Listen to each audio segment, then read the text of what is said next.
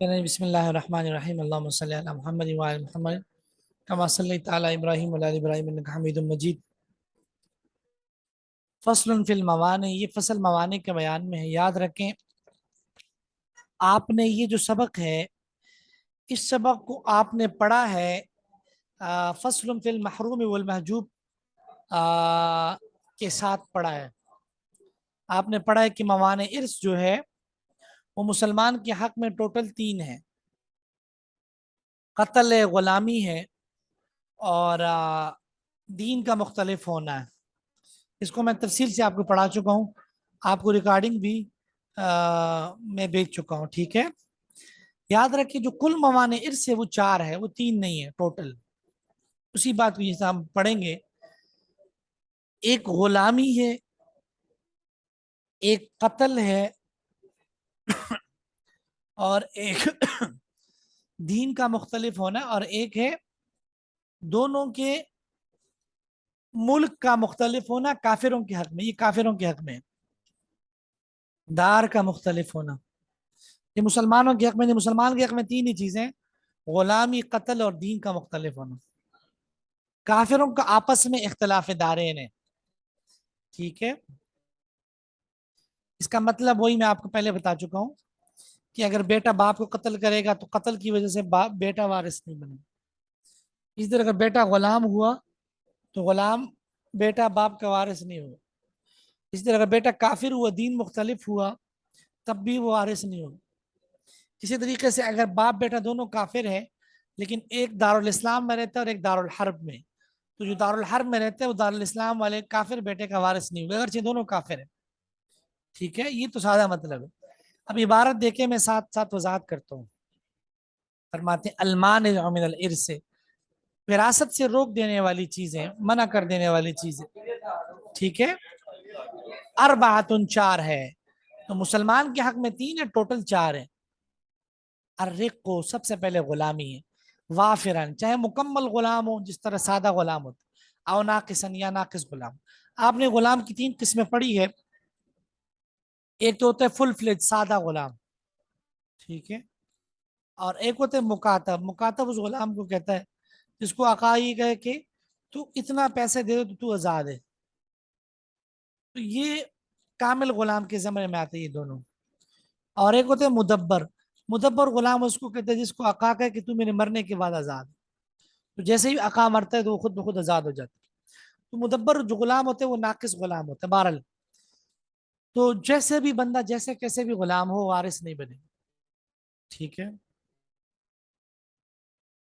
آگے ہے جی والقتل الذي يتعلق به وجوب القصاص بالکفارہ، اور قتل یاد رکھیں جو قتل ہے اس کی 5 قسمیں آپ نے پڑھی ہوگی یا آپ پڑھیں گے آگے کتابوں میں۔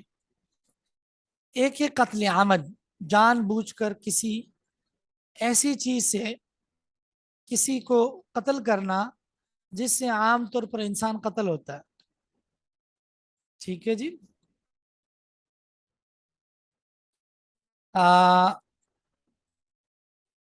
تو اس میں چونکہ قصاص آتا ہے، تو جس قتل میں قصاص آتا ہے وہاں پر حرمانی میراث بھی ہوگی، یعنی قاتل میراث سے محروم ہوگا، ٹھیک ہے جی۔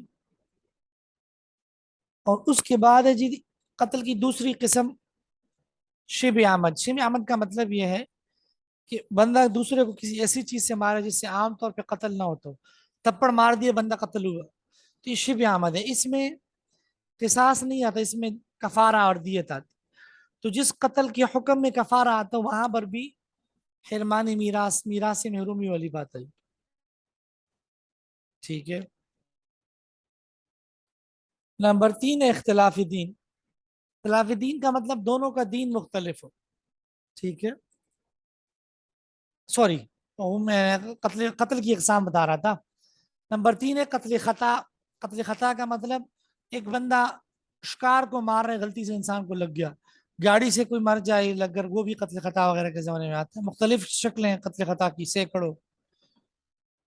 تو جو قتل خطا ہے اس میں بھی کفارہ آتا ہے، تو جہاں کفارہ آتا ہو وہاں پر میراث سے محرومی والی بات آئی.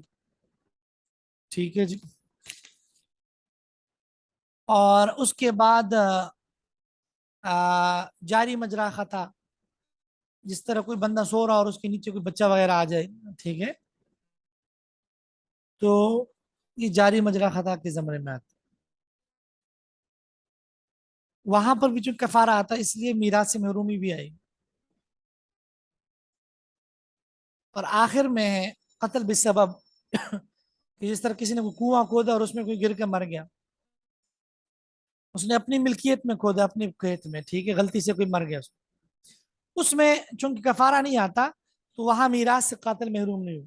تو خلاصہ یہ جس قتل میں قصاص یا کفارہ آتا وہاں قاتل محروم ہوگا. وہی بات بتا رہے ہیں، والقتل الذي يتعلق به وجوب القصاص یا بالکفارہ، اور وہ قتل جس کی وجہ سے قصاص لازم آتا ہو یا کفارہ. وہ اختلاف الدینین، دونوں کا دین مختلف ہے. میں نے بتلایا ہے نہیں کہ کافر مسلمان کا وارث نہیں ہوگا، مسلمان کافر کا وارث نہیں ہوگا. اختلاف دارین، اختلاف دارین کا میں نے بتلا دیا کہ یہ کافروں کے آپس میں بات ہے. یعنی اگر کافروں کی جائیداد ہے مسلمان ملک میں، اور کیس آتا ہے اسلامی قاضی، مسلمان قاضی کی عدالت میں، تو اگر ایک بندہ ان کا دارالاسلام میں ہے اور ایک بندہ دارالکفر میں، دارالکفر میں جو وارث ہے، جو بیٹا بھائی وغیرہ، وہ دارالاسلام والے کا وارث نہیں ہوگا. ٹھیک ہے. وہ اختلاف الدارین فرماتے اختلاف دارین اما حقیقتاً، کبھی اختلاف دارین حقیقتاً ہو. یاد رکھیں حقیقتاً اختلاف دارین کا مطلب حربی اور ذمی. حربی کہتے ہیں دارالحرب کا پرمننٹ شہری. مثلا اگر اسرائیل اور پاکستان کی لڑائی ہو رہی ہو تو اسرائیل کا شہری حربی ہے، اور جو غیر مسلم پاکستان میں رہ رہے یہودی یا عیسائی وغیرہ وہ ذمی ہے. ٹھیک ہے. تو اگر وہ ہو تو ایک دوسرے کے وارث نہیں ہوں گے. اسرائیل میں جو رہ رہے وہ پاکستان میں جو اس کا باپ بھائی ہے اس کا وارث نہیں. حکمن کا مطلب یہ ہے مستعمن اور ذمی. ذمی تو یہاں وہ غیر مسلم جو یہاں پرماننٹ رہ رہا ہے. مستعمن جو غیر مسلم ملک کا شہری ہے لیکن یہاں وزٹ ویزے پر 10-15 دن کے لیے آیا ہوا ہے. تو اگر بیٹا وزٹ ویزے پر آیا اور وہ اسرائیل کا شہری ہے مثلا، اور باپ یہاں پاکستان کا شہری، دونوں غیر مسلم، تو وہ ایک دوسرے کے وارث نہیں ہوں گے. ٹھیک ہے.